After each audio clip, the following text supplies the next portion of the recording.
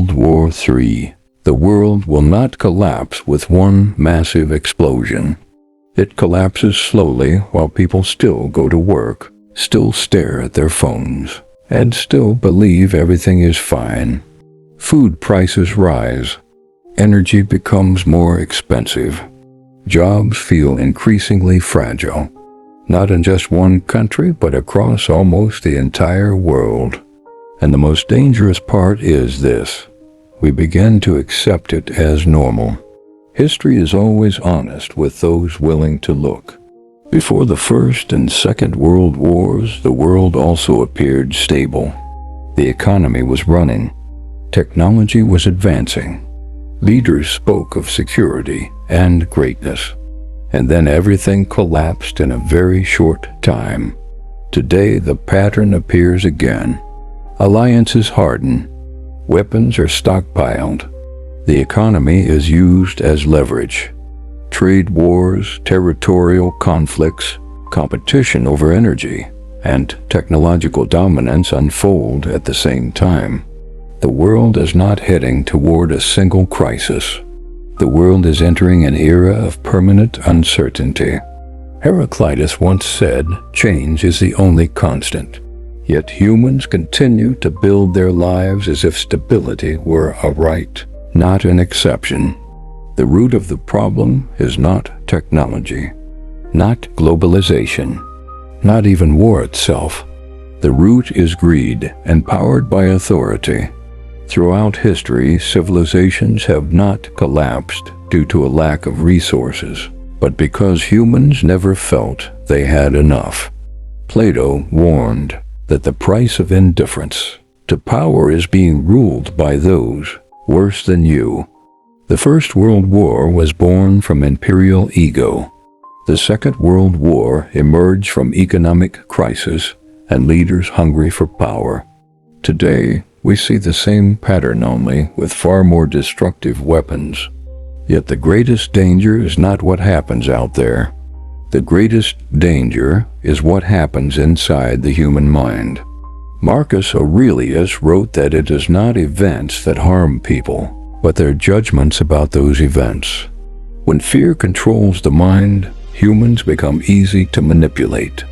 When emotion defeats reason, destruction becomes only a matter of time. We never truly control the direction of the world, and perhaps we never will. Epictetus reminded us that some things are within our control, and some are not. Wisdom begins when we stop forcing the world to be stable, and start building ourselves so we are not fragile. Seneca said that we suffer more often in imagination than in reality. Most of today's fears have not yet happened, yet they are already enough to paralyze a life. This is where Stoicism stops being theory and steps into real life. Imagine an ordinary person, not a public figure, not a leader. They wake up in the morning, prepare a cup of coffee, and sit in silence for a few minutes before the world becomes loud. They once lost their job, not because they were lazy, not because they were incompetent, but because the system changed faster than their life could adapt. Around them, people panicked. Some were angry at circumstances. Some drowned in the news. Some blamed the world. They were afraid too. But one day they stopped asking, "Why is this happening to me?" and began asking, "What can I still do today?" That was where their life changed. Not because the world improved, but because their mind became clear. Marcus Aurelius once wrote, "Stop complaining, and your suffering decreases by half." They started with small things, tidying their living space, taking morning walks without a phone, reducing news consumption, not out of apathy, but out of a desire to stay sane. They did not become successful overnight. They did not suddenly become wealthy, but they became calm, and that calm changed everything. This is a truth rarely spoken.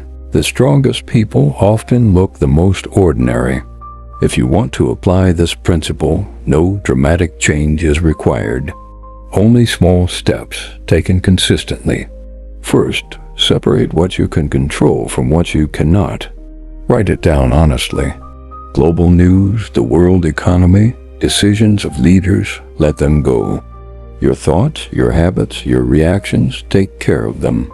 Second, build a daily ritual of silence. Just 5 minutes. No music, no phone. Let thoughts pass without resistance. Third, simplify your life. Remove one thing that makes you anxious. Add one thing that helps you stay present. Fourth, measure life by depth, not speed. You are not behind. You are building a foundation that cannot be seen. If this path is followed, life does not become perfect. Problems remain.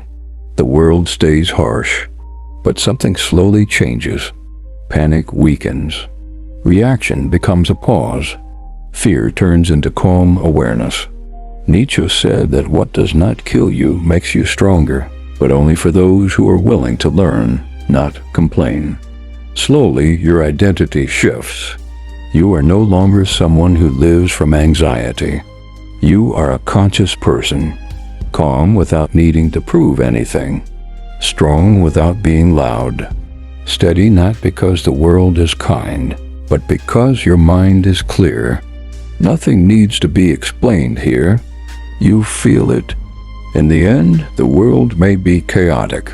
The times may be dark, but a person who masters themselves is never truly defeated. If this narrative keeps you company in thought tonight, leave a small mark, like, subscribe, or save this video. Not for the algorithm, but as a reminder that you chose to live consciously. And if there is one person who needs to hear this, share it quietly. It might be the pause they need.